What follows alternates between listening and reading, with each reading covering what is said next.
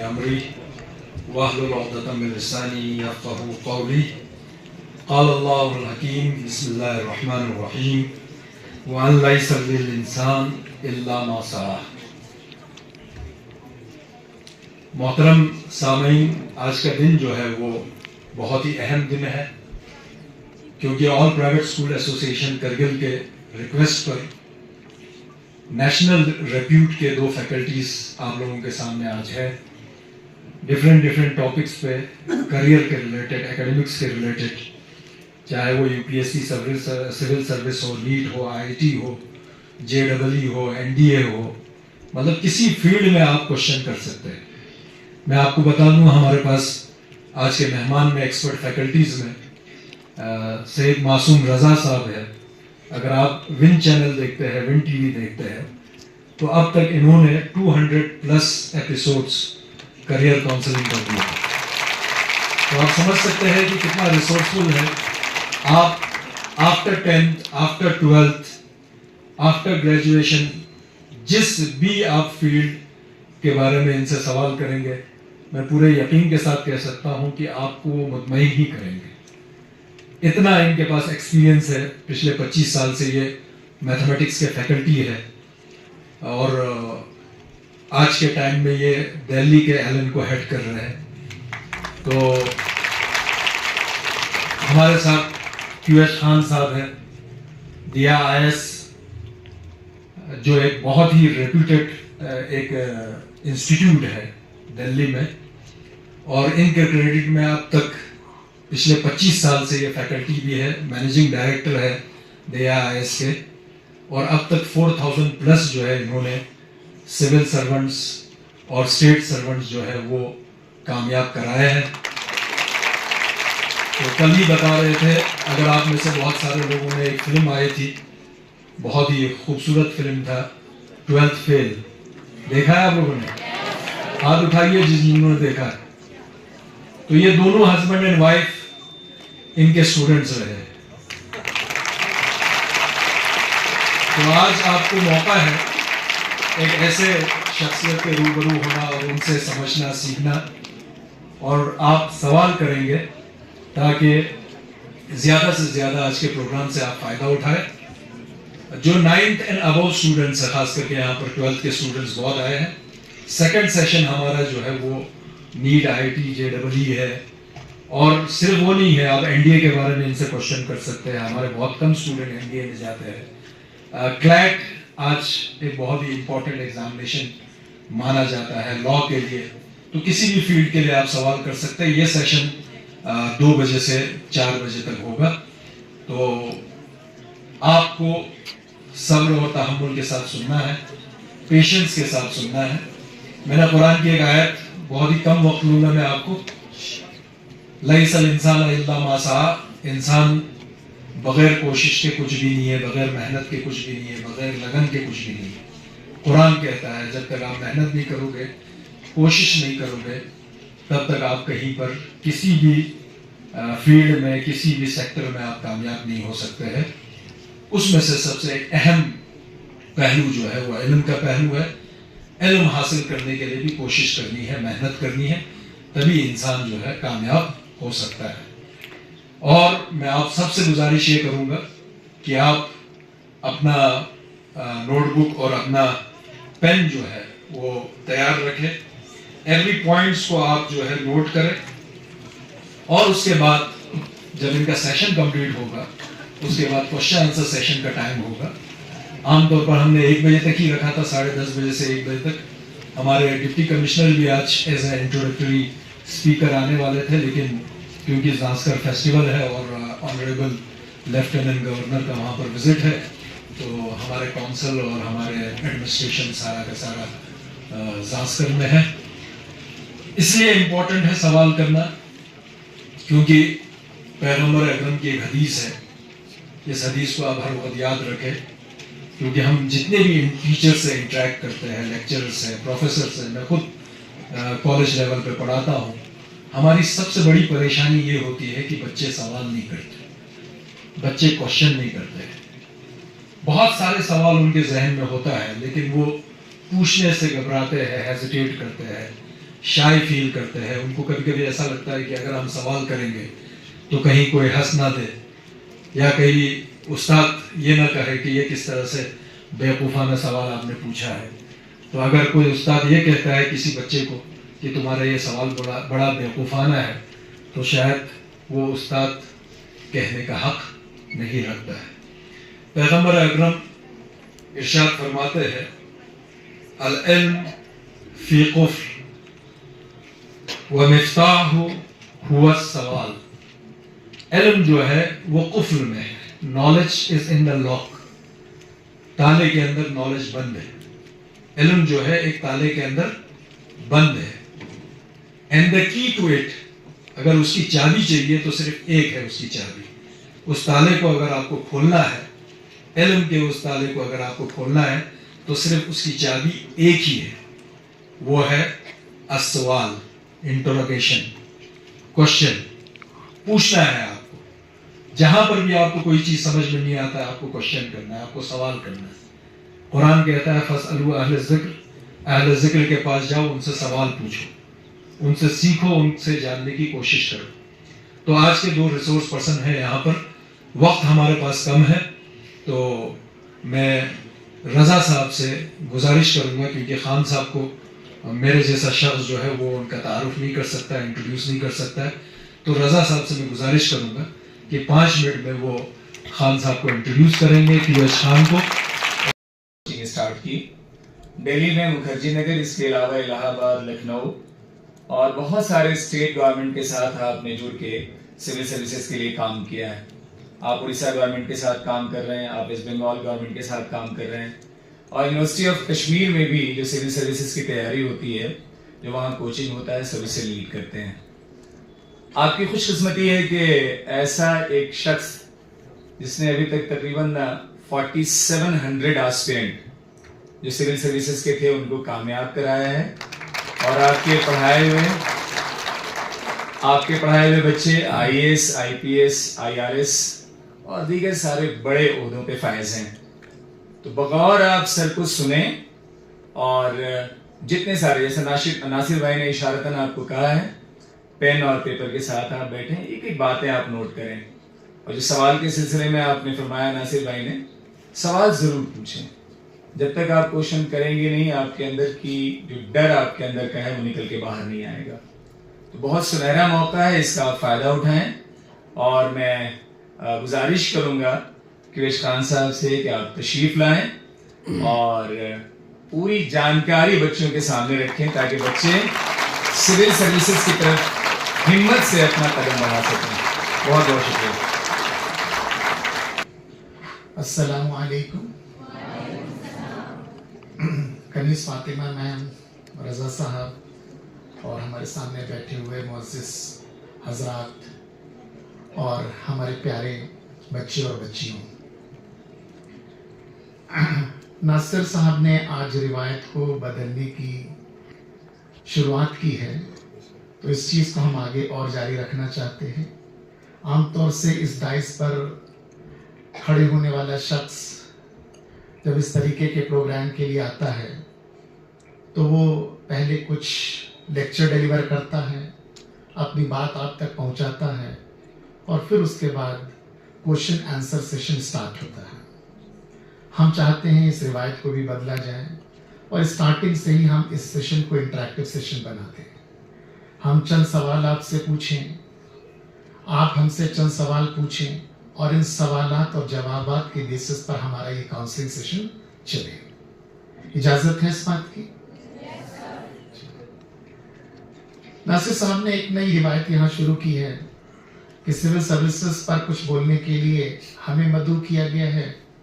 तो उस civil services की वजह से, सिविल सर्विसेज का ख्वाब अगर किसी बच्चे ने देखा है, तो उसको इनवाइट किया गया हमें ऑनर करने के लिए।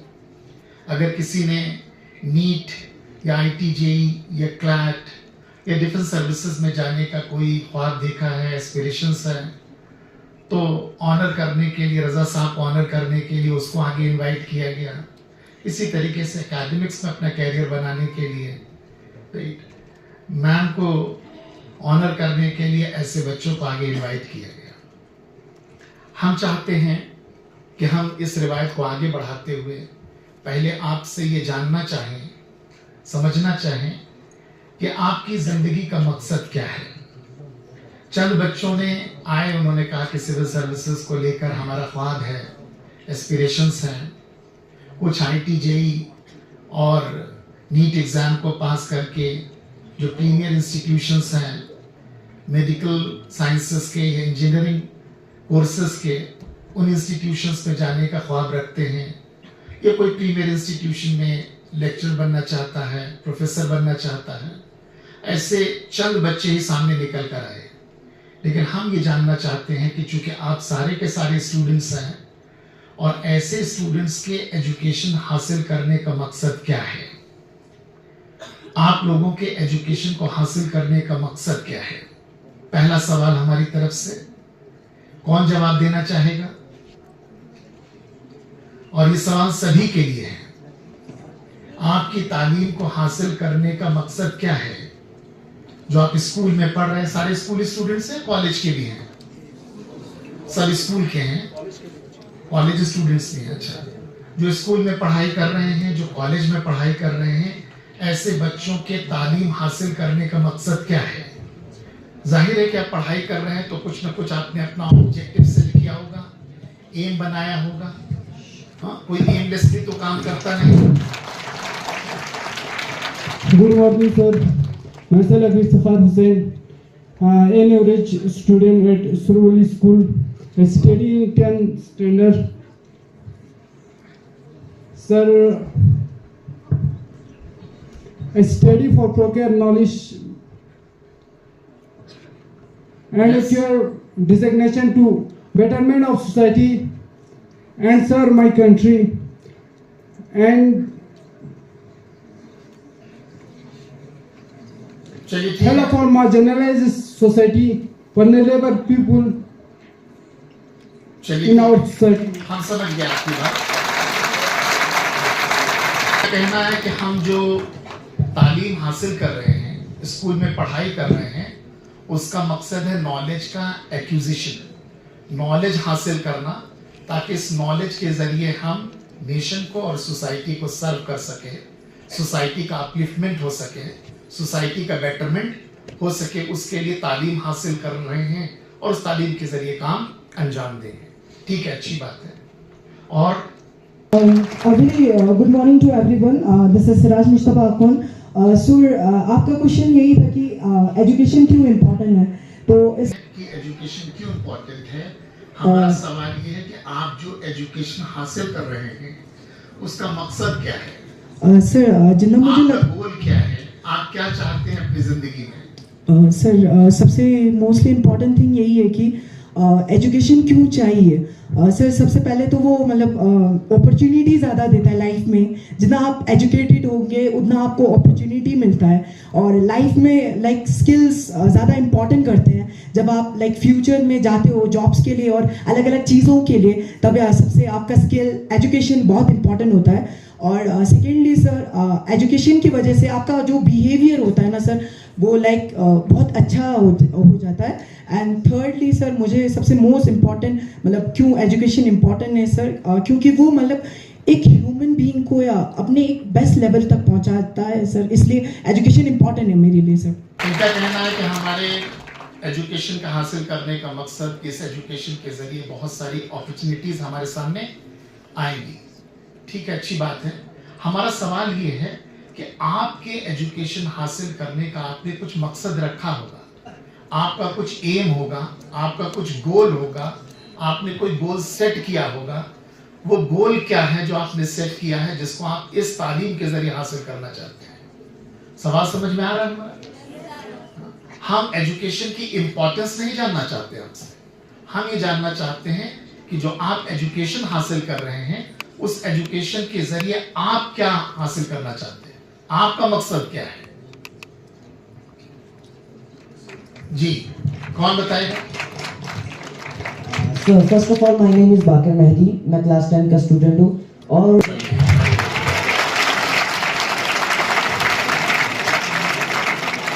अभी देखिए इनका एम क्लियर है इनका एम क्लियर है। हम जो एजुकेशन हासिल कर रहे हैं उस एजुकेशन के जरिए हम इस मकाम तक पहुंचना चाहते हैं। हम कार्डियोलॉजिस्ट बनना चाहते हैं, हम हार्ट स्पेशलिस्ट बनना चाहते हैं। कल किसी को दिल की बीमारी आएगी तो हम उसका इलाज कर सकें, किसी को दिल के ऑपरेशन की जरूरत होगी तो हम ऑपरेट कर सके। यह हमारे तालीम हासिल करने का मकसद है।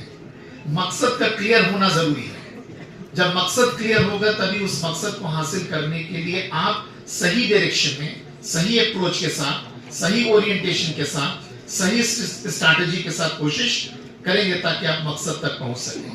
इसलिए सबसे पहली जरूरत है कि मकसद क्लियर होना चाहिए, एम क्लियर होना चाहिए, टारगेट क्लियर होना चाहिए। जैसा इन्होंने बताया, अभी क्लास 10th में है, लेकिन 10th में ही इन्होंने अपना एक टारगेट सेट कर लिया।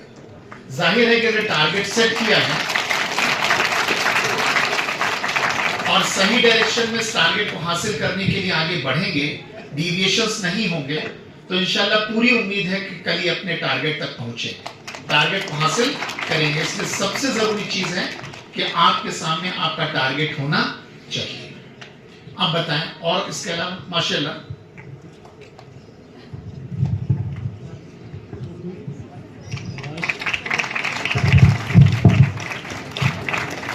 Sir, my name is Mohammad Zishan. I am from Shakar from class 10th.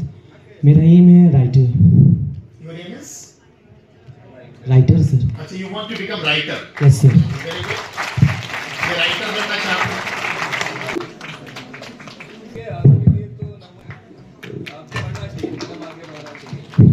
Assalamu alaikum. My name is Mehboob Ali. Currently, I'm studying at Government Degree College, Kargil. Mehboob Ali, sir. Mehboob Ali. Mehboob Ali. Yes, sir. So, I'm a student of Government Degree College, Kargil. I'm studying at 3rd semester right now. My aim is to become an IPS officer, sir.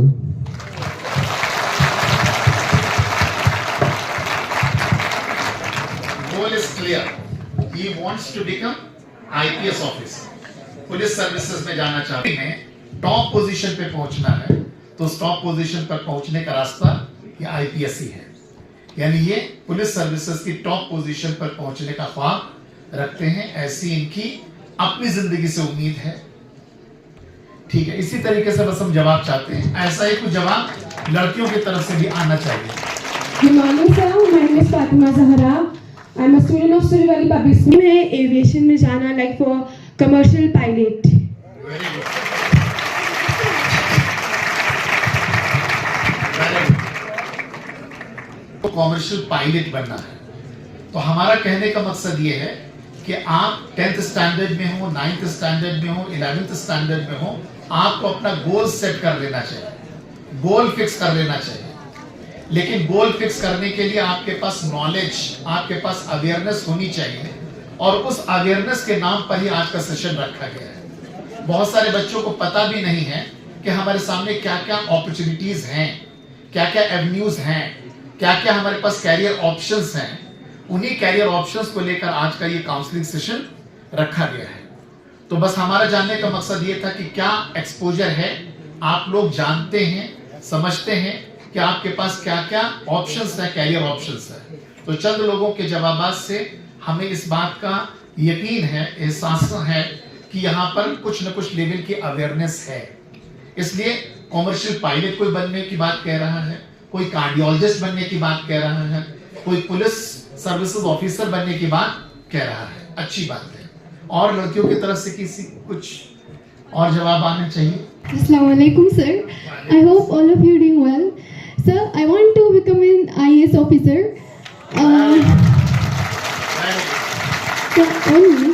Sir, I think I noticed a thing in our society, and that is discrimination. Even वो school में भी है। तो I think मतलब discrimination are some are the measure that the talent are hidden under this. So I think पहले तो discrimination खत्म होना चाहिए, sir. Thank you so much. एक गोल क्लियर है, she wants to become IAS officer. ठीक है, तो एक IAS एस्पिरेंट मुझे मिल गया, एक IPS एस्पिरेंट मुझे मिल गया, और भी इस तरीके के कुछ एस्पिरेंट हैं यहाँ। हमारा लड़कियों को लेकर एक परसेप्शन है, और वो नेशनल परसेप्शन है कि जो बच्चियां होती हैं वो कैरियर को लेकर ज्यादा सीरियस होती हैं, और इस सीरियसनेस की अपनी इस परसेप्शन के बिना पर हमें आपसे ज्यादा जवाबात की उम्मीद है। जी अस्सलाम वालेकुम and good morning to all of you. मेरा नाम आबिदा जावेद है, मैं सुरवेली पब्लिक स्कूल से हूँ। मैं क्लास 10th स्टैंडर्ड में हूँ।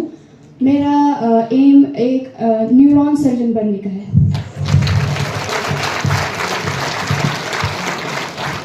ये न्यूरो सर्जन बनना चाहती है। कैसे न्यूरो सर्जन बनेगी, कैसे वो कार्डियक सर्जन बनेंगे, कार्डियोलॉजिस्ट बनेंगे, इस पर रोशनी डालेंगे रजा साहब। ठीक है। Hello sir, good morning. My name is Zulikha and I'm the students of Suruveli Public School Kargil and my aim is neurologist. You want to become neurologist? Yes sir. अच्छा, चलिए। तो इस मसले में आपकी काउंसलिंग के साथ साथ आपके पेरेंट की भी काउंसलिंग होगी। अब ये बताइए कि एक बच्ची थी जो आईएएस बनना चाहती है और आप आईपीएस बनना चाहते हैं। पहला सवाल आपसे कि आप आईपीएस क्यों बनना चाहते हैं? ऐसा नहीं है जी। Sir, I want to become an IPS officer because I want to serve the nation and implement the law properly. You want to serve the nation? Yes, sir. Through this route. Yes, sir. By way of becoming IPS, you Yes, want to sir. serve the nation. Okay. और भी कुछ? Mainly, this is the two reasons, sir. Implementing the law properly and serving the nation. अच्छा चलिए।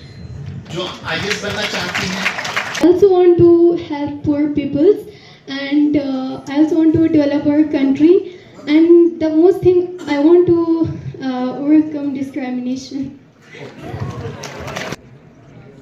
कोई जानता है? सही या गलत जो भी आप जानते हैं आप बोलिए।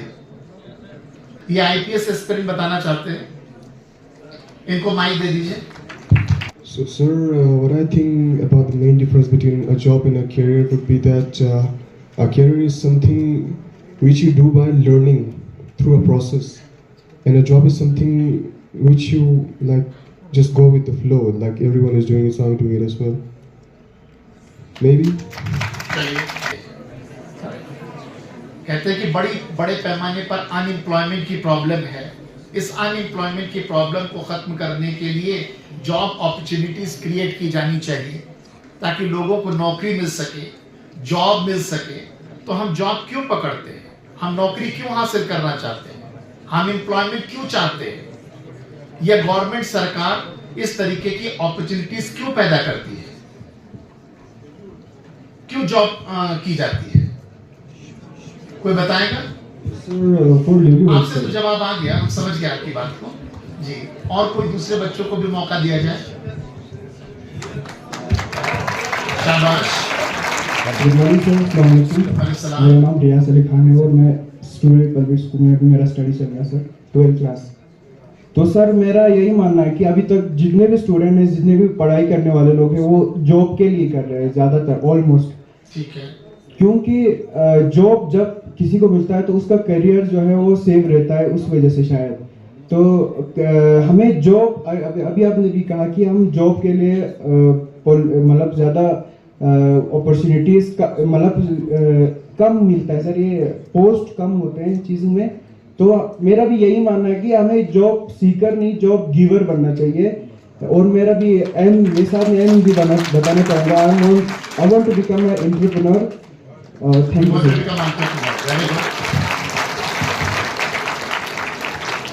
तो ये जॉब सीकर की बजाय जॉब गिवर बनना चाहते हैं, यानी ऐसा काम करना चाहते हैं जिसके जरिए बहुत सारे लोगों को ये नौकरी दे सके, बहुत सारे लोगों के लिए एम्प्लॉयमेंट क्रिएट कर सके। इस तरीके की फीलिंग्स की हम रिस्पेक्ट करते हैं और इस तरीके की जज्बात होने चाहिए। अगर आपको नई ऊंचाइयों को छूना है, if you want to discover new heights, you need to have courage to leave the ground. आपको जमीन को छोड़ने का करेज पैदा करना होगा ताकि आप ऊंचाइयों को छू सके। ठीक है, कम से कम ये बड़ी बात ही कह रहे हैं। और जब आप बड़े ख्वाब सजाते हैं और उस ख्वाब को हासिल करने के लिए ईमानदार कोशिश करते हैं, अल्लाह की मदद आती है और आप उसको हासिल भी करते हैं। इसलिए सबसे ज़रूरी चीज़ है कि आप बड़े ख्वाब देखिए, बड़े एम सेट कीजिए और उस एम को हासिल करने के लिए ईमानदार कोशिश कीजिए, सही डायरेक्शन में कोशिश कीजिए। और अगर आप सही कोशिश करेंगे, ईमानदार कोशिश करेंगे, तो यकीन जानिए अल्लाह की मदद आएगी और आपको कामयाबी जरूर मिलेगी। ठीक है, देखिए हम अक्सर अपनी जिंदगी से आप बहुत छोटे हैं, इसलिए जिंदगी को उस खाके में देख नहीं पा रहे हैं। आप 10th के स्टूडेंट हैं, 11th के कुछ स्टूडेंट्स हैं, कुछ 12th के स्टूडेंट्स हैं और कुछ स्कूल पास आउट्स हैं, कुछ कॉलेज आ रहे हैं, इस तरीके के बच्चे हैं। ऐसे जो बच्चे हैं अभी इनका फोकस सिर्फ और सिर्फ एजुकेशन में रहता है और फोकस ये रहता है कि चंद दिनों के बाद जो हमारा एग्जाम होने वाला है उस एग्जाम को हम पास कर लें ताकि नेक्स्ट स्टैंडर्ड में हम मूव कर सकें।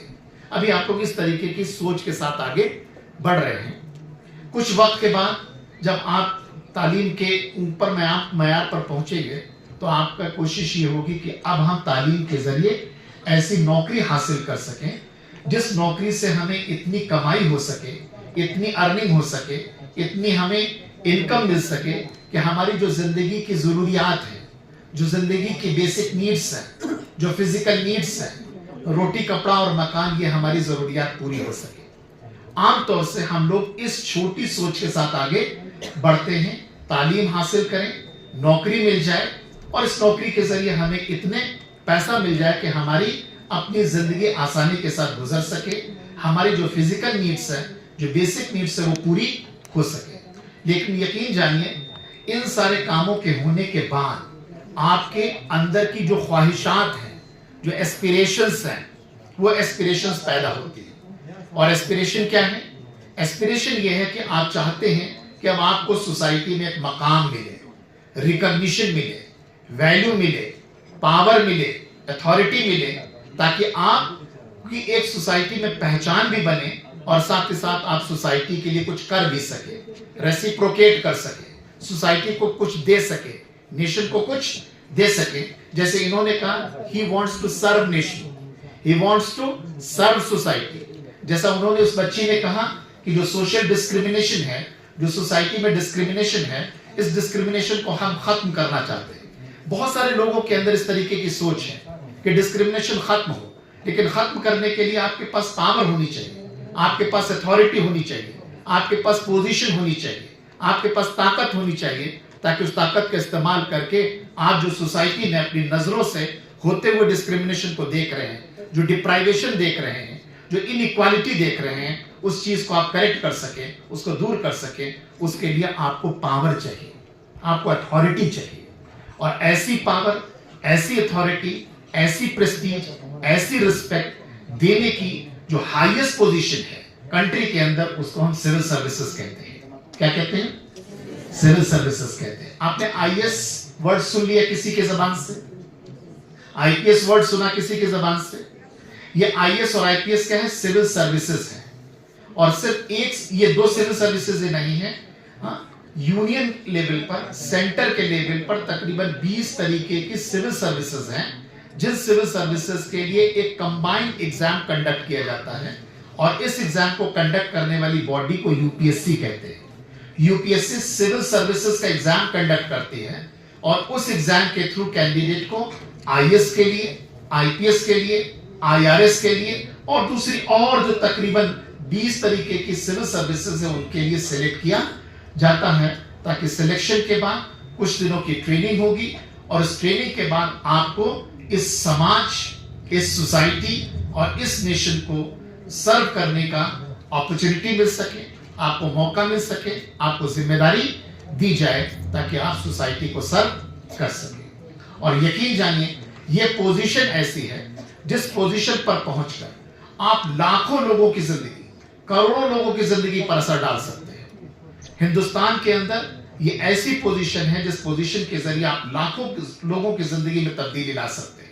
अपने आंखों के सामने होने वाले जो डिस्क्रिमिनेशंस हैं उनको आप खत्म कर सकते हैं। आप लोगों की जिंदगी पर असर डाल सकते हैं। जो बेघर लोग हैं ऐसे लोगों को घर दिला सकते हैं। जो खाने की प्रॉब्लम से सफर कर रहे हैं ऐसे लोगों के लिए आप इंतजाम कर सकते हैं कि उनको 2 वक्त 3 वक्त की रोटी आसानी के साथ मुहैया हो सके। ये ताकतवर पोजीशन है और ऐसी ताकतवर पोजीशन का नाम ही सिविल सर्विसेज है। ठीक है, तो जैसे ये आईएएस और आईपीएस का इन्होंने नाम दिया, ये पोजीशंस है। अब सवाल ये उठता है कि हम ये आईएएस और आईपीएस बनने के इस ख्वाब को कैसे पूरा कर सकते हैं, हमें क्या करना होगा। अभी आप छोटे लेवल पर हैं, 10th और 11th में पढ़ रहे हैं, कुछ 12th के बच्चे भी होंगे यहाँ पर, कुछ इन्होंने पास कर लिया होगा।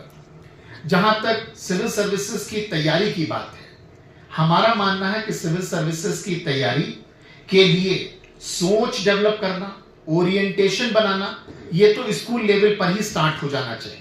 अगर आप 10th स्टैंडर्ड में हैं तो 10th स्टैंडर्ड पर ही आपको अपने अंदर सिविल सर्विसेज का ओरिएंटेशन बिल्ड करना शुरू कर देना चाहिए। कल जब आप सिविल सर्विसेज की तैयारी स्टार्ट करेंगे फुल फ्लेज मैनर में, तो आपको जो भी एक्सपर्ट्स होंगे, जो कोच होंगे, जो इंस्टीट्यूशंस होंगे, वो आपको ये बताएंगे कि सिविल सर्विसेज की तैयारी के लिए सबसे पहले आपको क्लास 6 से लेकर क्लास 12 की एनसीईआरटीज पढ़नी चाहिए। क्या पढ़नी चाहिए? क्लास 6 से लेकर क्लास 12 की एनसीईआरटीज। लेकिन अगर आप क्लास 9th में हैं, क्लास 10th में हैं, क्लास 11th में हैं, 12th में हैं, यहाँ जो एनसीईआरटीज पढ़ रहे हैं आप, इन एनसीईआरटीज को अभी पढ़ने का मकसद ये है कि चंद दिनों के बाद जो एग्जाम होने वाला है, उस एग्जाम को पास करके अच्छे मार्क्स ले आए, ताकि मम्मी पापा की शाबाशी मिल सके, हमारे स्कूल के टीचर्स हमें रिवॉर्ड कर सके। अभी आपका ये छोटा मकसद है, लेकिन बड़ा मकसद क्या है? IAS, IPS. और उस मकसद के हासिल करने में भी इन एनसीईआरटीज का बड़ा कंट्रीब्यूशन है, बड़ा रोल है। तो अगर आप अपने एग्जाम के पास करने के साथ साथ सिविल सर्विसेज की तैयारी के लिए फाउंडेशन बिल्ड करने का ऑब्जेक्टिव साथ लेकर चलते हैं, तो फिर कल जब आप सिविल सर्विसेज की फुल फ्लेज मैनर में तैयारी करेंगे, तो उस वक्त आपको इन एनसीईआरटीज की जरूरत नहीं पड़ेगी, क्योंकि आपने इन एनसीईआरटीज को एग्जाम के पास करने के साथ साथ सिविल सर्विसेज के अप्रोच के साथ भी पढ़ा है। ठीक है ना? तो अभी आप सिर्फ और सिर्फ अप्रोच बनाइए। सिविल सर्विसेज अप्रोच बनाने के लिए आपको करना क्या होगा?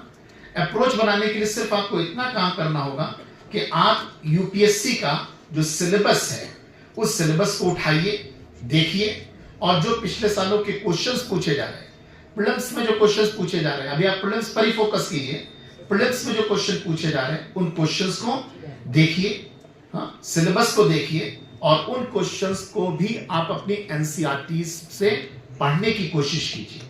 और यकीन जानिए, जो प्रिलिमिनरी एग्जाम में क्वेश्चंस पूछे जाते हैं, उसमें से तकरीबन 30 से 40% क्वेश्चन आपके 6 से 12 की एनसीईआरटी से ही होते हैं। अगर आपने 6 से 12 के सही तरीके से एनसीईआरटी की पढ़ाई की है, तो आपके लिए इस एग्जाम को पास करना बहुत मुश्किल नहीं होगा। दूसरी सबसे बड़ी चीज, जो प्रीलिम्स एग्जाम है, ये 200 नंबर का एग्जाम होता है, और 200 नंबर में जो जनरल का कट ऑफ है, वो अगर हम पिछले साल की बात करें तो तकरीबन 75 नंबर कट ऑफ था। यानी किसी भी कैंडिडेट ने अगर 75 नंबर या उससे ज्यादा हासिल किए हैं, तो वो फर्स्ट स्टेज को क्वालिफाई कर जाएगा, प्रीलिम्स एग्जाम को क्वालिफाई कर जाएगा। आपको पता है कि सिविल सर्विसेज एग्जाम का स्ट्रक्चर क्या है? सिविल सर्विसेज एग्जाम कैसे लिया जाता है? एग्जामिनेशन का जो स्ट्रक्चर उसके बारे में पता है? हाँ, जो आईपीएस बनना चाहते हैं आपको पता है? हाँ, अच्छा, स्ट्रक्चर भी नहीं पता। ये 3 स्टेजेस का एग्जाम है। फर्स्ट स्टेज पर प्रीलिम्स एग्जाम होता है, जिसको प्रिलिमिनरी एग्जाम कहते हैं, शॉर्ट में प्रीलिम्स कह देते हैं। दूसरा जो स्टेज का एग्जाम है वो मेन एग्जामिनेशन है, और तीसरे स्टेज पर इंटरव्यू होता है, पर्सनालिटी टेस्ट होता है। इन 3 स्टेजेस को क्वालिफाई करके फिर आप फाइनली सिलेक्ट होते हैं। हाँ? जो फर्स्ट स्टेज अभी हम उसकी बात कर रहे हैं वो प्रीलिम्स है, 200 नंबर का क्वेश्चन पेपर है। अगर पिछले साल की हम बात करें 75 नंबर या उससे ज्यादा मार्क्स आए, तो आपने प्रीलिम्स को क्वालिफाई कर लिया। क्या कर लिया? प्रीलिम्स एग्जाम को क्वालिफाई कर लिया। इस एग्जाम में तकरीबन 14 से 15 लाख बच्चे फॉर्म फिल करते हैं, लेकिन सारे फॉर्म फिल करने वाले बच्चे एग्जाम में अपीयर नहीं होते हैं। हाँ, जो एग्जाम में अपीयर होने वाले बच्चे हैं, अगर पिछले 1-2 साल के हम डेटा की बात करें, तो तकरीबन 6-7 लाख बच्चे प्रीलिम्स एग्जाम में अपीयर हो रहे हैं। टोटल जो सिविल सर्विसेज की सीट्स होती हैं हर साल वो वैरी करती हैं। अगर हम एवरेज की बात कर लें तो तकरीबन 1000, किसी साल वो 900 हो जाती है, 950, 850, किसी साल वो 1000 से ज्यादा भी हो जाती है।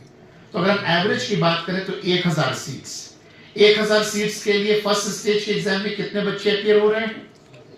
तकरीबन 6 से 7 लाख बच्चे अपीयर हो रहे हैं। लेकिन जितनी सीट्स होती हैं, तकरीबन उसका 20 गुना बच्चे, 20 से 22 गुना बच्चे प्रीलिम्स एग्जाम को क्वालिफाई करते हैं, यानी 6 से 7 लाख बच्चों में से तकरीबन 20-22 हजार बच्चे प्रीलिम्स क्वालिफाई करेंगे। और इस प्रीलिम्स एग्जाम को कौन क्वालिफाई करेगा? पिछले साल के अगर डेटा की बात करें तो जिसके 200 में से 75 नंबर से ज्यादा है। लेकिन ये 75 नंबर से ज्यादा उन बच्चों के लिए है जो जनरल कैटेगरी में आते हैं। और आपके पास एक बड़ा एडवांटेज ये है, आपके पास एक बड़ी अपॉर्चुनिटी ये है कि आप रिजर्व कैटेगरी में हैं। और वो भी कौन सी कैटेगरी है? शेड्यूल्ड ट्राइब, एसटी कैटेगरी है। और एसटी कैटेगरी के लास्ट ईयर के अगर कट ऑफ की बात करें प्रीलिम्स की तो 47 नंबर, यानी जिस बच्चे के 200 में से 47 नंबर आ गए उसने इस एग्जाम के प्रीलिम्स स्टेज को क्वालिफाई कर लिया। एक तरफ जनरल कैंडिडेट के लिए 75 नंबर और एसटी कैंडिडेट के लिए महज 47 नंबर, और 75 और 47 में कितने का गैप? कितने नंबर का गैप? 28 मार्क्स का गैप। यानी महज 200 नंबर में से महज 47 नंबर लाकर भी आप इस प्रीलिम्स एग्जाम को क्वालिफाई कर सकते हैं। ये बात रही प्रीलिम्स एग्जाम। तो आपके पास एक बहुत बड़ी अपॉर्चुनिटी है। आमतौर से हमारे इस रीजन के बच्चे इस अपॉर्चुनिटी को ग्रैब नहीं कर पा रहे हैं। हमारे हिंदुस्तान में जो कुल पॉपुलेशन है उसका तकरीबन 10.5%, 2011 के सेंसस की हम बात कर रहे हैं, 2011 के सेंसस के बेसिस पर जो टोटल पॉपुलेशन है कंट्री की, उसमें जो एसटी का रिप्रेजेंटेशन है, एसटी का पार्टिसिपेशन है वो तकरीबन 10.5%, यानी 10.5% लोग यहां पर एसटी कैटेगरी के हैं। तकरीबन 11 करोड़ लोग 2011 सेंसस के हिसाब से तकरीबन 11 करोड़ लोग एसटी कैटेगरी में आते हैं। किस में आते हैं? एसटी कैटेगरी में आते हैं। लेकिन जो मुस्लिम एसटीज हैं, वो मुस्लिम एसटीज का जो 2011 के सेंसस के हिसाब से नंबर है वो तकरीबन 18.5 लाख है। कितना है? कुल 18.5 लाख। और इस 18.5 लाख मुस्लिम एसटीज में जो मेजर पार्टिसिपेशन है वो आपके जम्मू कश्मीर लद्दाख रीजन का है। ये आपके पास अपॉर्चुनिटी है। अभी तक इस एडवांटेज को ग्रैब किया है, इस अपॉर्चुनिटी को ग्रैब किया है राजस्थान की मीना कम्युनिटी ने। नाम सुना है आपने मीना कम्युनिटी का? राजस्थान की मीना, वो भी एसटी कैटेगरी में है। और बड़े पैमाने पर हिंदुस्तान में किसी भी स्टेट में आप चले जाइए, आईएएस हो, आईपीएस हो, दूसरे और सिविल सर्विसेज हो, आपको हर जगह मीना कम्युनिटी के लोग मिलेगा। मीना आईएएस मिलेंगे, मीना आईपीएस मिलेंगे बड़े पैमाने पर। ये उनके पास एडवांटेज था और उस एडवांटेज को उन्होंने बड़े पैमाने पर पकड़ा, ग्रैब किया। और आज पूरे हिंदुस्तान में हर सर्विस में, हर डिपार्टमेंट में मीना कम्युनिटी की स्ट्रॉन्ग प्रेजेंस है। लेकिन यह अपॉर्चुनिटी सिर्फ उनके सामने नहीं थी, यह अपॉर्चुनिटी आपके सामने भी थी। लेकिन कहीं ना कहीं हमें इस अपॉर्चुनिटी का एडवांटेज हम नहीं हासिल कर पाए। अब हमें कोशिश ये करनी है कि ये एडवांटेज हमें मिलना चाहिए। और ये एडवांटेज सिर्फ और सिर्फ सिविल सर्विसेज तक ही लिमिटेड नहीं है। दूसरी और जो गवर्नमेंट सर्विसेज है, जो गवर्नमेंट जॉब्स है, जो दूसरे और कैरियर ऑप्शंस हैं, या जो दूसरे गवर्नमेंट इंस्टीट्यूशंस में एडमिशन के लिए एग्जाम दिए जाते हैं, उन एग्जाम में के लिए भी आपके पास यही अपॉर्चुनिटी है, यही एडवांटेज है। और इस एडवांटेज के बिना पर हमारा मानना है कि अगर जनरल कैंडिडेट से 1/3 एफर्ट्स भी कोई एसटी कैटेगरी का कैंडिडेट करता है तो एग्जाम को पास कर लेगा। आईएएस बनने के लिए जनरल कैंडिडेट जितनी मेहनत करेगा, जितने एफर्ट्स करेगा, अगर उसका 1/3 एफर्ट भी कोई एसटी कैटेगरी का कैंडिडेट करेगा तो वो क्वालिफाई कर जाएगा। यानी आपके पास ये जो नेमत आई है, इस नेमत के बिना पर सिर्फ 1/3 मेहनत के जरिए, 1/3 कोशिश के जरिए आप हिंदुस्तान की हाईएस्ट पोजीशन पर पहुंच सकते हैं। किस पर पहुंच सकते हैं? हाईएस्ट पोजीशन पर। आईएएस अगर आप कल बन गए, राइट, कल आईएएस बन जाएंगे, उसके बाद फिर आपकी ट्रेनिंग होगी, 1-1.5 साल का ट्रेनिंग का प्रोसेस है। और ट्रेनिंग कंप्लीट होने के बाद फिर आपको जिम्मेदारियां देना शुरू कर दी जाएंगी, राइट। स्टार्टिंग में आपको एसडीएम की पोजीशन पर रखा जाएगा। 1.5-2 साल 2.5 साल के बाद डीसी बन जाएंगे, जैसे आपके यहाँ पे लिखा हुआ था डीसी साहब को आना था, डिप्टी कमिश्नर को। वो क्या है डिप्टी कमिश्नर? आईएएस है। सिलेक्ट हो गए, 1-1.5 साल की ट्रेनिंग का प्रोसेस, 2-2.5 साल 3 साल के बाद प्रमोशन हो जाता है और डीसी बन जाते हैं। डीसी का मतलब, डिप्टी कमिश्नर का मतलब जिले का मालिक। क्या है? डिस्ट्रिक्ट की एब्सोल्यूट अथॉरिटी, डिस्ट्रिक्ट के अंदर एक पत्ता भी बगैर उसकी मर्जी के हिल नहीं सकता, वो एब्सोल्यूट अथॉरिटी है। अगर प्राइम मिनिस्टर को भी उस डिस्ट्रिक्ट के अंदर कदम रखना है और डीसी मना कर देगा कि आप हमारे इस जिले के अंदर कदम नहीं रख सकते हैं, कुछ सिक्योरिटी कंसर्न्स हैं, तो प्राइम मिनिस्टर भी उस जिले के अंदर कदम नहीं रख सकते।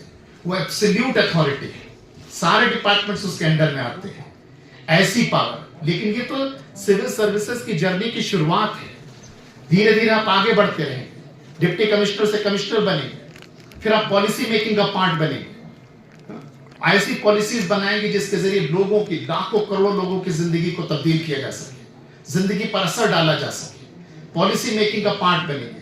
सोशियो इकोनॉमिक डेवलपमेंट के लिए पॉलिसीज बनाएंगे ताकि अपलिफ्टमेंट हो सके, डिस्क्रिमिनेशन दूर हो सके, पॉलिसी मेकिंग का पार्ट बनेंगे। और प्रमोट होते होते होते होते एक दिन ऐसा आएगा जब आप स्टेट के अंदर टॉप पोजीशन पर पहुंचेंगे, और स्टेट के अंदर जो ब्यूरोक्रेसी है, जो आईएएस ऑफिसर्स के टॉप पोजीशन है, उसको चीफ सेक्रेटरी कहते हैं। क्या कहते हैं? चीफ सेक्रेटरी कहते हैं। Chief secretary is next to chief minister. किसी स्टेट के अंदर चीफ मिनिस्टर के बाद, वजीर आला के बाद अगर कोई सबसे बड़ी पोजीशन है तो वो चीफ सेक्रेटरी की पोजीशन है। चीफ सेक्रेटरी बनने के लिए क्या चाहिए? आईएएस बनना होगा। आईएएस बनने के लिए क्या करना है? एग्जाम की तैयारी करना है, एग्जाम पास करना है, और एग्जाम पास करने के लिए आपके लिए बड़े मौके हैं, बड़ी अपॉर्चुनिटी है, बड़ी नेमत है इस एसटी कैटेगरी में होने की वजह से। आप स्टेट की top position, second top position पर पहुंचे, आप सेंटर में जाएंगे, सेंटर में भी प्रमोशंस होते रहेंगे, और प्रमोशन होते होते एक दिन आप कैबिनेट सेक्रेटरी बन सकते हैं। और कैबिनेट सेक्रेटरी का मतलब जानते हैं आप? Next to prime minister. Prime minister के बाद अगर मुल्क के अंदर कोई सबसे ताकतवर पोजीशन है तो वो कैबिनेट सेक्रेटरी। प्राइम मिनिस्टर बनने के लिए, चीफ मिनिस्टर बनने के लिए आपको पॉलिटिकल रूट को अडॉप्ट करना होगा, लेकिन ब्यूरोक्रेसी के टॉप पोजीशंस पर पहुंचने के लिए आपको 2-3 साल की मेहनत, और उस 2-3 साल की मेहनत के बिना पर, ईमानदार कोशिश की बिना पर आप आईएएस बनकर इन मकामात तक पहुंच सकते हैं।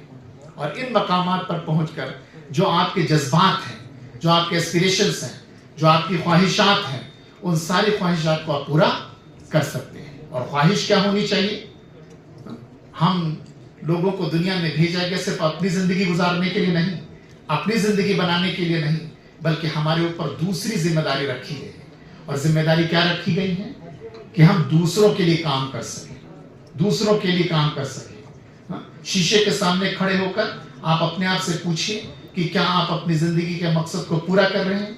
अगर जवाब आता है तो सही मानों में आप जिंदगी जी रहे हैं। ठीक है, तो ये टॉप पोजीशंस हैं, एक तरफ कैबिनेट सेक्रेटरी, एक तरफ चीफ सेक्रेटरी। ठीक है ना? सिविल सर्विसेज को लेकर एक मिथ ये है कि ये कंपटीशन बहुत टफ है। क्या है?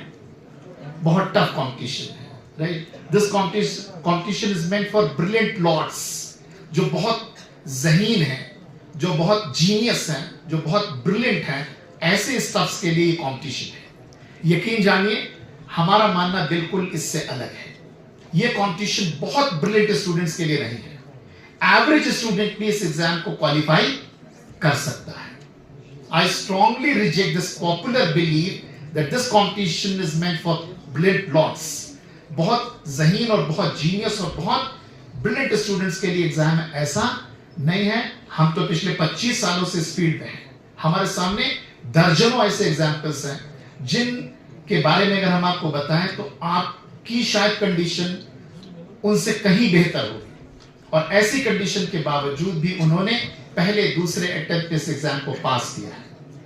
शायद उतनी बुरी कंडीशन आप लोगों की नहीं होगी, लेकिन ऐसी कंडीशन के बावजूद भी उन्होंने एग्जाम को पास किया है। हम आपको एक एग्जाम्पल देते हैं। हमारी दिल्ली सेंटर पर एक गर्ल स्टूडेंट थी, वो नोएडा में रहती थी। दिल्ली एनसीआर में एक नोएडा जगह, नाम सुना हो आप लोगों ने? नोएडा में वो रहती थी। मुखर्जी नगर में हमारा सेंटर था। नोएडा से वो बस से मुखर्जी नगर आती थी। 2.5 घंटे तकरीबन लगते थे बस से उसको नोएडा से मुखर्जी नगर आने में। उसने हमारी इंस्टीट्यूट में एक वर्कशॉप थी, वर्कशॉप अटेंड की, और वर्कशॉप अटेंड करने के बाद जो बैच स्टार्ट होना था, उस बैच में उसने रजिस्ट्रेशन करा दिया। रजिस्ट्रेशन कराने के बाद उसको अब फॉर्मेलिटी पूरी करनी थी एडमिशन की, उसमें फीस डिपॉजिट करनी थी। हमारा कॉमर्शियल कोचिंग इंस्टीट्यूट है, तो कॉमर्शियल कोचिंग इंस्टीट्यूट में फीस नहीं जाती है, तो उसको फीस डिपॉजिट करके एडमिशन फॉर्मेलिटीज कंप्लीट करनी थी। लेकिन उसके पास फीस के लिए पैसे नहीं थे। वो मेरे पास आई और कहने लगी कि सर हम सिविल सर्विसेज की तैयारी करना चाहते हैं, वर्कशॉप अटेंड की है, मुझे कॉन्फिडेंस है, भरोसा है कि हम इस एग्ज़ाम के लिए मेहनत कर सकते हैं, इस एग्ज़ाम को क्वालिफाई कर सकते हैं, लेकिन हम आपकी कोचिंग की फीस अफोर्ड नहीं कर सकते, तो आप हमें कुछ डिस्काउंट दे दीजिए, कुछ हमारी फीस कम कर दीजिए। तो हमने कभी देखो हम डिस्काउंट नहीं करते हैं, क्योंकि उससे पहले कुछ हमारे डिस्काउंट करने के जो तजुर्बात थे, जो हमारे एक्सपीरियंसेस थे, वो बहुत ख़राब रहे थे। इसलिए हमने उससे कहा कि हम आपको टेस्ट करना चाह रहे थे कि हम आपको डिस्काउंट नहीं देंगे, आपको किसी भी तरीके की कोई भी मदद चाहिए, वो एकेडमिक लेवल पर हो, फाइनेंशियल लेवल पर हो, हम सारी मदद करेंगे, लेकिन फीस में डिस्काउंट नहीं करेंगे। तो वो सुन के चली गई। अगले दिन फिर मेरे पास आ गई, कहने लगी सर हम ज्वाइन करना चाहते हैं कोर्स को, लेकिन यकीन जानिए कि हमारी फाइनेंशियल कंडीशन ऐसी नहीं है कि हम आपकी फुल फीस दे सकें, आप इसमें कुछ डिस्काउंट कर दीजिए। तो हमने कहा उस बात को रिपीट करने से कोई फायदा नहीं, हम डिस्काउंट नहीं करेंगे। फिर वो चली गई। नेक्स्ट डे फिर मेरे पास वो आई, फिर कहने लगे सर फीस में कुछ डिस्काउंट कर दिए ताकि हम भी तैयारी कर सकें। तो हमने कहा कि हम डिस्काउंट नहीं करेंगे। वो उठी और उसके आंखों से आंसू निकलने लगे तेज रफ्तार के साथ। फिर मुझे लगा कि शायद ये जेन्युइन कैंडिडेट है।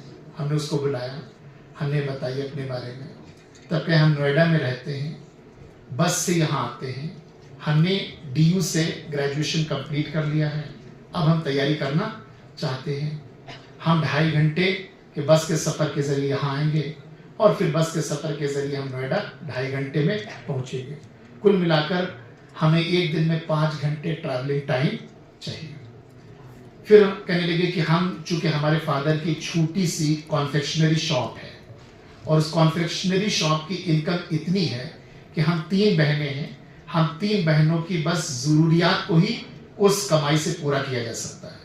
हमारे फादर हम लोगों की एजुकेशन एक्सपेंसेस को अफोर्ड नहीं कर सकते, इसलिए अभी तक जो कुछ भी हमने पढ़ा है हायर एजुकेशन को लेकर, वो हमने पढ़ाई के लिए खुद पैसे अर्न किए हैं। उसके लिए हम 3 से 4 घंटे डेली ट्यूशन पढ़ाते हैं। डेली 3 से 4 घंटे ट्यूशन पढ़ाकर जो हमें पैसे मिलते हैं, उसी से पैसे से हम किताबें और अपनी ज़रूरी एकेडमिक्स के खर्चे पूरे करते हैं। तो हमने कहा तुम 3 से 4 घंटे ट्यूशन पढ़ाती हो, 5 घंटे बस में गुजारोगी, उसके बाद आके यहाँ 3 घंटे तुम क्लास करोगी, राइट। बस का सफ़र करने के बाद थकान भी हो जाएगी, तो पढ़ाई के लिए, सेल्फ स्टडी के लिए टाइम कैसे मिलेगा?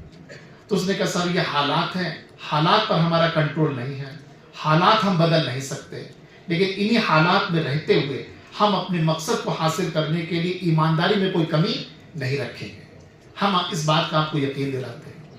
तो हमने ठीक है, हम आपका एडमिशन लेंगे, लेकिन मुझे कल ये महसूस नहीं होना चाहिए कि हमने गलत बच्चे की फीस माफ़ कर दी। हमने उसकी पूरी फीस माफ़ की, जो रजिस्ट्रेशन अमाउंट डिपॉजिट किया था वो भी हमने उसको वापस कर दिया, ऑप्शनल सब्जेक्ट में भी हमने उसको एडमिशन दिया, GS में भी हमने उसको एडमिशन दिया, और ईमानदारी के साथ उसने पढ़ाई शुरू कर दी। पहले ही अटेम्प्ट में उसकी 45th रैंक आई, ऑल इंडिया रैंक 45, और 45th रैंक का मतलब प्रॉपर IAS, पहले ही अटेम्प्ट में प्रॉपर IAS। शायद यहाँ पर बैठे हुए बच्चों की जो फाइनेंशियल कंडीशन है, हम समझते उससे तो बेहतर ही होगी, नहीं भी अगर बेहतर होगी तब भी आपके पास बहुत सारे ऐसे जराए हैं, ऐसी आप लोगों के लिए कोशिशें की जा रही हैं। रजा साहब इसीलिए यहाँ पर आए हैं, नासिर भाई इसी तरीके की कोशिशों में लगे हुए हैं। हमसे भी जो कुछ भी अपनी तरफ से होगा हम इस तरीके की कोशिशें करेंगे।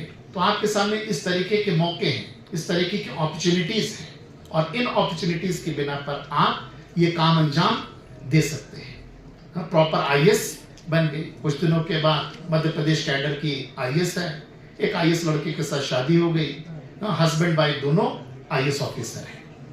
ऐसे सैकड़ों एग्जाम्पल हमारे पास है। एक लड़का हमारे इलाहाबाद सेंटर पे मेरे पास आया ना, वो बिल्कुल उसकी वजह कता ऐसी थी कि देख के लग रहा था कि बेचारा स्टूडेंट कैसे हो सकता है।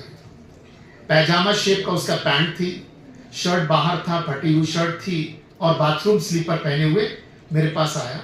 इलाहाबाद सेंटर पे कि सर हम आपके यहाँ कोचिंग ज्वाइन करना चाहते हैं, हमारे पास फीस नहीं है, हमारे पास सिर्फ 2000 रुपये हैं, हम आपसे ये नहीं कह सकते कि 2000 रुपये में आप अपने एडमिशन दे दीजिए, लेकिन 2000 रुपये में आप अपने प्रोग्राम में जितना भी मुझे पढ़ा सकते हैं बस उतना पढ़ा दीजिए, शायद उससे मुझे कुछ गाइडेंस मिल जाए और बाकी हम फिर अपनी मेहनत से आगे कुछ करेंगे।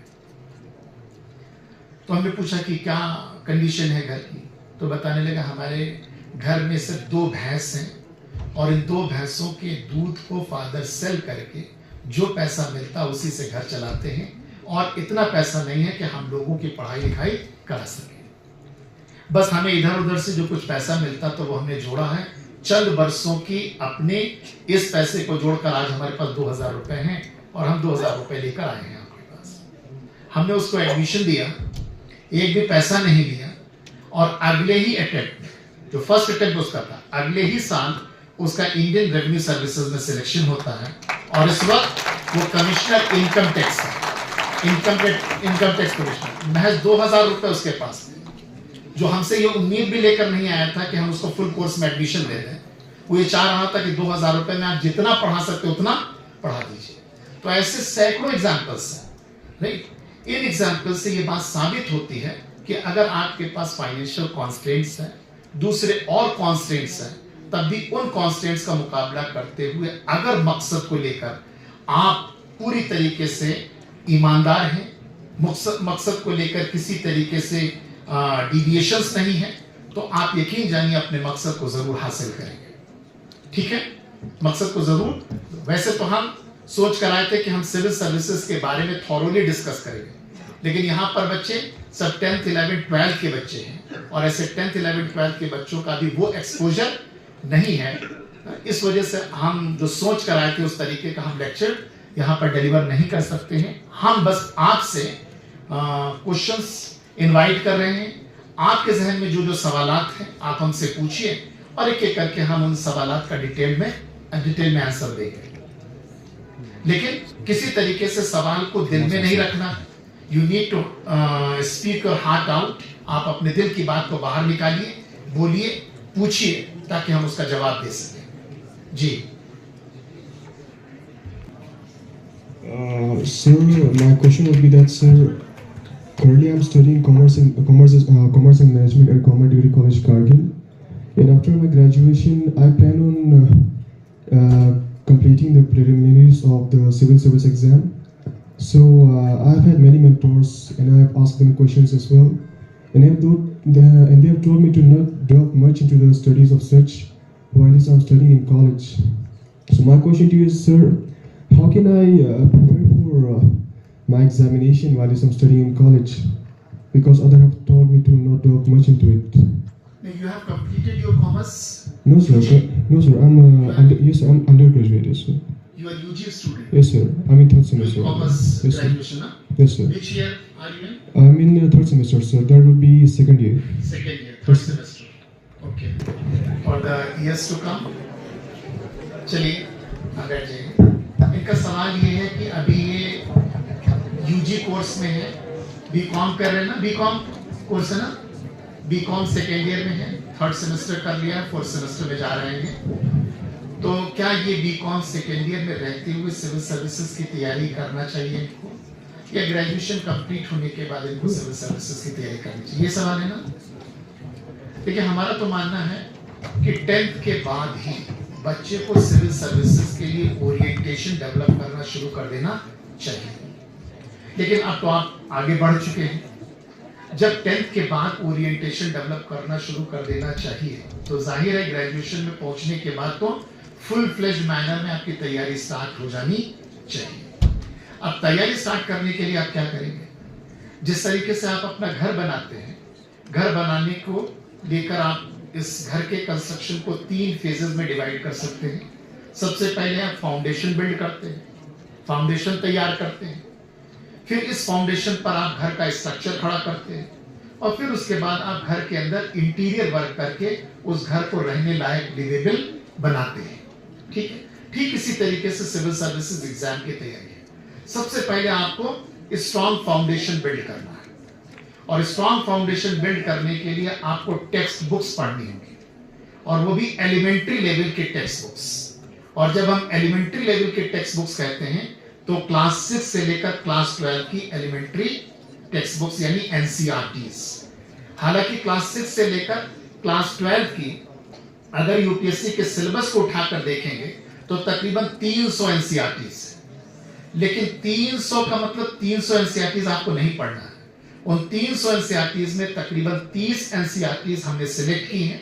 हम लिस्ट भी प्रोवाइड कर देंगे नासिर भाई को, वो आपको दे देंगे। और इवन लाइब्रेरी में हम जितना भी स्टडी मटेरियल है वो एनसीईआरटीज हो, वो हमारे इंस्टीट्यूट का स्टडी मटेरियल हो, जितना भी इंपॉर्टेंट स्टडी और रिक्वायर्ड स्टडी मटेरियल है वो सब लाइब्रेरी में रख दिया जाएगा। तो 30 ये जो एनसीईआरटीज है ये एलिमेंट्री टेक्स्ट बुक्स है, और इन एलिमेंट्री टेक्स्ट बुक्स के बेसिस पर आपकी अंडरस्टैंडिंग की एक स्ट्रॉन्ग फाउंडेशन तैयार हो जाएगी। इस स्ट्रॉन्ग फाउंडेशन के बाद फिर आप स्ट्रक्चर इरेक्शन का काम कीजिए, फिर उसके बाद हायर टेक्स्ट बुक पर आइए, उसके बाद कंपाइल्ड मैटर पर आइए। इंस्टीट्यूट के अगर क्लासेस आप ज्वाइन कर सकते हैं, क्लासेस ज्वाइन कर लीजिए। कल को हो सकता है यहाँ पे भी इस तरीके का प्रोग्राम स्टार्ट हो जैसा हम लोग प्लान कर रहे हैं, ठीक है। उसके बाद या अगर आपको किसी स्टूडेंट के क्लास नोट्स मिल जाए तो क्लास नोट्स हैं, हायर टेक्स्ट बुक्स हैं, राइट, इस कंपाइल्ड मटेरियल है, इंस्टीट्यूट का स्टडी मटेरियल है, ये सारी चीजों को आप यूज कीजिए। इन सब चीजों की रीडिंग का मतलब अब आप इस फाउंडेशन के ऊपर एक मजबूत स्ट्रक्चर आप खड़ा कर रहे हैं। उसके बाद फिर आपको इस मजबूत स्ट्रक्चर पर खड़ा होने के बाद वहां इंटीरियर वर्क करना होगा। और सिविल सर्विसेज की तैयारी में जो करंट है, जो करंट अफेयर्स हैं, वो बहुत इंपॉर्टेंट रोल प्ले करते हैं। और करंट अफेयर्स के लिए एक तो तरीका ये है कि आप डिफरेंट जो नेशनल डेलीज हैं उन डेलीज को लीजिए, नेशनल न्यूज़पेपर्स को लीजिए, वहां से जो इंपॉर्टेंट आर्टिकल्स मिल रहे हैं उन इंपॉर्टेंट आर्टिकल्स को पढ़िए। लेकिन इंस्टीट्यूट के लेवल पर हम लोग ये कोशिश करते हैं कि आपके एफर्ट को मिनिमाइज किया जाए। तो जितने इंपॉर्टेंट डेलीज हैं, जितने और भी सोर्सेज हैं, वेब सोर्सेज हैं, उसमें जितना भी इंपॉर्टेंट और रेलेवेंट मटेरियल है हम वो वहां से निकालते हैं, उसको कंपाइल करते हैं और डेली बेसिस पर वो प्रोवाइड किया जाता है, ठीक है। इसके साथ साथ आपको प्रैक्टिस करनी है, टेस्ट पेपर्स अटेम्प्ट करने हैं, राइटिंग प्रैक्टिस करनी है। ये सारे के सारे जो काम हैं, इन काम का मकसद आप अपने घर को रहने लायक बना सकें, ठीक है। अब आप शान के साथ जाइए, अपने घर में रहिए, एनसीईआरटीज पढ़ेंगे, फाउंडेशन तैयार, हायर टेक्स्ट बुक, इंस्टीट्यूट का study material, compiled matter, classes, इनके जरिए स्ट्रक्चर तैयार हुआ। और जो करंट अफेयर्स है, जो प्रैक्टिस टेस्ट पेपर्स हैं, जो आंसर राइटिंग है, इसके जरिए इस सिविल सर्विसेज एग्जाम की तैयारी के लिए आपने इंटीरियर वर्क कर दिया है। अब आप now you are prepared to qualify this exam. अब आप इस एग्जाम में अपीयर होइए और उम्मीद है इंशाल्लाह आप इस एग्जाम की तीनों स्टेजेस को क्वालिफाई करेंगे, ठीक है। तो आप कॉलेज के लेवल पर ही पढ़ना शुरू कर दिए। सबसे पहले आप एनसीईआरटीज, और एनसीईआरटीज जो 30 एनसीईआरटीज हैं उनको अगर आप थॉटफुल रीडिंग के साथ पढ़ रहे हैं, अगर बिटवीन द लाइन्स रीडिंग कर रहे हैं, अगर क्रिटिकल अंडरस्टैंडिंग के साथ भी पढ़ रहे हैं तब भी उम्मीद है कि 6 महीने के अंदर आप ये एनसीईआरटीज खत्म कर लें। और इन एनसीईआरटीज के लिए आपको कोई एज सच स्पेशलाइज्ड मेंटोरशिप की जरूरत भी नहीं है, सेल्फ स्टडी के जरिए कर लेंगे, ठीक है जी। व्हाट आपने बोला ना सर कि एनसीईआरटी के टोटल 300 बुक्स होंगे और आपकी इंस्टीट्यूट 30 बुक्स प्रोवाइड करेंगे, उनमें से मेन तो आपने बोला कि 6 मंथ्स में आप कंप्लीशन कवर रखोगे इसको, तो फिर सर आप उन 30 बुक्स की बात कर रहे हो कि 300 बुक्स का 30 बुक्स? नहीं, टोटल क्लास 6 से लेकर क्लास 12 तक 300 एनसीईआरटीज हैं। Yes sir. इन सारी की सारी 300 एनसीईआरटीज आपको पढ़ना नहीं है। 30 बुक्स उन 300 एनसीईआरटीज में हमने सिलेक्ट की हैं सिर्फ वो 30 एनसीईआरटी जिनकी पढ़ाई के जरिए सिविल सर्विसेज एग्जाम की तैयारी के लिए आपका स्ट्रॉन्ग फाउंडेशन तैयार हो जाएगा। 30 के बाद आपको 31वीं किताब पर जाने की जरूरत नहीं है। वो 30 कौन कौन सी हैं उनकी लिस्ट भी हम दे देंगे, वो किताबें भी आपकी लाइब्रेरी में रखवा दी जाएंगी। और उसके बाद जो हायर टेक्स्ट बुक्स हैं, जो इंस्टीट्यूट का स्टडी मटेरियल है, जो कंपाइल्ड मैटर्स है, जो करंट के मटेरियल है, वो सारी की सारी चीजें हम यहाँ पे प्रोवाइड कराएंगे। उन्हीं सब चीजों को लेकर हम लोगों के आपस में डिस्कशन चल रहा है कि भाई किस तरीके से जो अल्लाह ताला ने आपको इतनी बड़ी नेमत दी है, आपको इस कैटेगरी में रखा है, जिस कैटेगरी का फायदा मीना कम्युनिटी ने उठाकर पूरे हिंदुस्तान के हर खित्ते में अपनी मौजूदगी दर्ज कराई है, हम भी ऐसा कर सकते हैं। हाँ? लेकिन उसके लिए हमें कुछ कोशिश करनी होगी। राइट, उसी कोशिश की बिना पर ही हम लोग यहाँ पर इकट्ठा हुए हैं, यहाँ पर आए हैं। एक आध दिन हम लोगों की बातचीत होगी और जल्द ही आप तक कोई ना कोई इस तरीके का मैसेज पहुंचेगा कि हम लोग ये प्रोग्राम शुरू करने जा रहे हैं। हमारी भी ख्वाहिश है, तमन्ना है कि हमारा रिप्रेजेंटेशन इंडियन ब्यूरोक्रेसी में बढ़े। जो आपकी ख्वाहिशात हैं कि डिस्क्रिमिनेशन खत्म हो, हमारी भी ऐसी ही ख्वाहिश है। लेकिन इस डिस्क्रिमिनेशन को खत्म करने के लिए हमें अपना जो पार्टिसिपेशन है वो ब्यूरोक्रेसी में बढ़ाना होगा। हिंदुस्तान 2 सिस्टम्स चला रहे हैं। हिंदुस्तान इतना बड़ा मुल्क है, इस मुल्क को कौन चला रहा है? 2 सिस्टम्स चला रहे हैं। एक पॉलिटिकल सिस्टम है जिसको हम पॉलिटिकल एस्टैब्लिशमेंट कहते हैं, जिसको पॉलिटिकल गवर्नमेंट कहते हैं, और दूसरी जो गवर्नमेंट है वो ब्यूरोक्रेसी के जरिए बनती है। ब्यूरोक्रेट्स की गवर्नमेंट है, ब्यूरोक्रेट्स का सिस्टम है। ये जो पॉलिटिकल गवर्नमेंट है ये टेम्परेरी गवर्नमेंट्स है। These governments come and go, आज हैं कल कोई और आ जाएगा। लेकिन जो सिविल सर्विसेज है, जो ब्यूरोक्रेट्स है, जो ब्यूरोक्रेसी के जरिए फॉर्म किया जाने वाला सिस्टम है, ये परमानेंट है। एक बार आप आईएएस बन जाएंगे, रिटायरमेंट तक आप आईएएस ही रहेंगे। बनना जितना मुश्किल है उससे कई गुना ज्यादा, सैकड़ों गुना ज्यादा मुश्किल है किसी आईएएस को उसके आईएएस की पोजीशंस को छीन लेना, उसको हटा देना आईएएस की पोजीशन से। ये बहुत मुश्किल काम है। रेयर एग्जांपल्स आपको देखने मिले, बरसों में कहीं जाके कोई एक एग्जांपल आपको सुनने को मिलता है कि वो आईएएस से टर्मिनेट कर दिया। तो ये परमानेंट गवर्नमेंट है, वो टेम्परेरी गवर्नमेंट है। ठीक है, ये जो मिनिस्टर्स आप देख रहे हैं, एमपीज देख रहे हैं, एमएलएस देख रहे हैं, ये कभी आईएएस नहीं बन सकते हैं। लेकिन अगर आप आईएएस बन गए और आईएएस बनने के बाद कल आपकी ख्वाहिश है कि हम पॉलिटिकल सिस्टम को ज्वाइन करें, तो आईएएस से आप रिजाइन कर दीजिए, रिटायरमेंट ले लीजिए, और रिटायरमेंट लेने के बाद आपको वहां हाथों हाथ लिया जाएगा। You IAS can become minister, can become MP, but minister can never become जी। ये जो 3 लेटर का वर्ड है ना आईएएस, जिस दिन आपके नाम के साथ जुड़ेगा उस दिन आपकी दुनिया बदल जाएगी। और सिर्फ आपकी दुनिया ही नहीं बदलेगी, आपके हाथ में इतनी ताकत आएगी कि आप लाखों और करोड़ों लोगों की दुनिया बदल सकते हैं। लाखों करोड़ों लोगों की दुनिया बदल सकते हैं जी।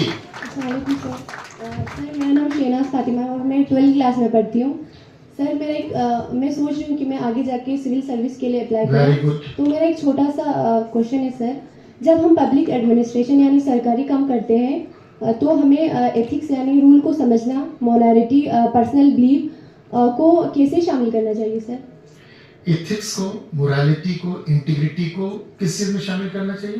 कैसे शामिल करना चाहिए? कैसे शामिल करना चाहिए? अच्छा, मतलब तैयारी के पॉइंट ऑफ व्यू से पूछ रही हैं? जी सर।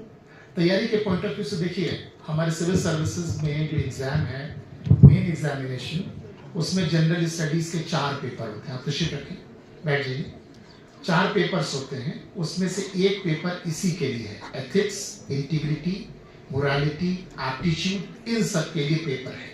उस पेपर में आपको बाकायदा सब कुछ पढ़ाया जाएगा। एडमिनिस्ट्रेटिव एथिक्स क्या है, एडमिनिस्ट्रेशन में एथिक्स का रोल क्या है, एडमिनिस्ट्रेशन में इंटीग्रिटी का रोल क्या है, हाँ यहाँ मोरालिटी का रोल क्या है, ये सारी चीजें आपको वहाँ पेपर जो जनरल स्टडीज का 4th पेपर उसमें पढ़ाया जाएगा। उसको लेकर अभी आपको परेशान होने की जरूरत नहीं, अभी बस फैसला करना है। And decision is half victory. अगर आपने फैसला कर लिया तो यकीन जानिए आपने आधी जंग जीत ली है। फैसला करना ही अपने आप में बड़ी चीज है। हाँ, तो फैसला कीजिए और यकीन जानिए फैसला करने के बाद इस चीज को हासिल करना बहुत मुश्किल नहीं है।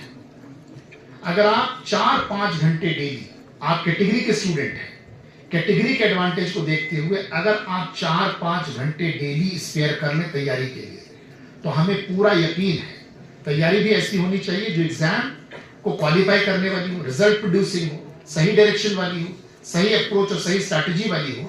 तो 4-5 घंटे का अगर आप टाइम स्पेयर कर लें तो आप पहले ही अटेम्प्ट इस एग्जाम को पास कर सकते हैं। ये एग्जाम 3 स्टेजेस का एग्जाम है और इन 3 स्टेजेस को पूरा होने में तकरीबन 1 साल का वक्त लग जाता है। और इस 1 साल के इस प्रोसेस में शामिल होने के लिए आपको 1 साल पहले तैयारी स्टार्ट कर देनी चाहिए। यानी अगर आप अपनी जिंदगी के 2 साल निकाल लें और इन 2 सालों में 4 से 5 घंटे डेली पढ़ना शुरू कर दें, तो हमें पूरा भरोसा है, पूरी उम्मीद है कि आप पहले अटेम्प्ट में इस एग्जाम को पास कर लेंगी। और ये सब आपके लिए नहीं है, हमारे सामने पिछले 25 सालों का तजुर्बा है। ऐसे सैकड़ों हमारे सामने एग्जाम्पल्स हैं जिन बच्चों ने पहले ही अटेम्प्ट में बिना कोई खास बैकग्राउंड के, बहुत हम्बल बैकग्राउंड होने के बावजूद, बहुत रिसोर्सेज के कंस्ट्रेंट होने के बावजूद, बहुत सारी लिमिटेशंस और चैलेंजेस होने के बावजूद उन्होंने फर्स्ट अटेम्प्ट में इस एग्जाम को पास किया है। They can do, you can also do. आप इसको कर सकते हैं, बस अपने अंदर ये हौसला रखना है, ये करेज रखना है, ये कॉन्फिडेंस रखना है। ठीक है जी Sir, what thing I inculcate in our life to progress these virtues, decisiveness, adaptability, resilience, मतलब कैसे inculcate कर सकते हैं हम इन वर्चूज को, कैसे डेली बेसिस पे प्रोग्रेस कर सकते हैं इन वर्चूज में से? मैं इन वर्चूज को आप क्या करना चाहते हैं, इनकलकेट करना चाहते हैं? यस सर, अपनी लाइफ में मतलब डेली बेसिस पे कैसे प्रोग्रेस करना है सर उस? अच्छा, नहीं, आप एग्जामिनेशन की प्रिपरेशन के पॉइंट ऑफ व्यू से पूछ रहे हैं, ये इन जनरल पूछ रहे हैं? इन जनरल से। अच्छा, इन जनरल हम कैसे अपने अंदर ये वैल्यूज इनकलकेट करें to spend a good life, मतलब अच्छी जिंदगी गुजार। तो फिर हमें अलग से मोरल टीचिंग की क्लास लेनी होगी। बस सर, अगर आपकी कुछ मोरल टीचिंग की क्लास होती है, कुछ मोरल वैल्यूज को लेकर क्लास होती है? अच्छा, अलग से उसके लिए नासिर भाई सेशन रख लेंगे, हम अपने पाथ से डिविएट कर जाएंगे क्योंकि वो अलग सब्जेक्ट हो गया। ठीक है ना जी? अभी इस सिविल सर्विसेज पर ही हम लोग फोकस रहते हैं। ठीक है, सिविल सर्विसेज से रिलेटेड आपके जहन में कोई सवाल आप पूछिए, और हम चाहते हैं कि आप सवाल पूछिए। अच्छा, कितने लोग ऐसे हैं जो आईएएस ये सारी बातें होने के बाद उनके अंदर इस तरीके के जज्बात पैदा हो रहे हैं कि उनको भी आईएएस बनना चाहिए? कितने ऐसे लोग हैं?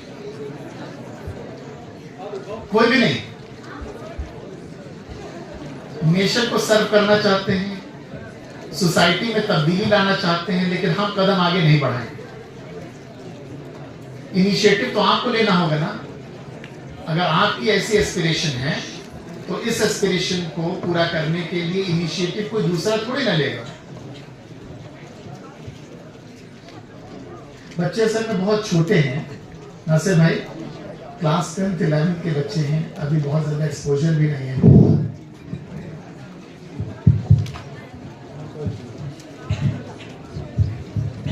जी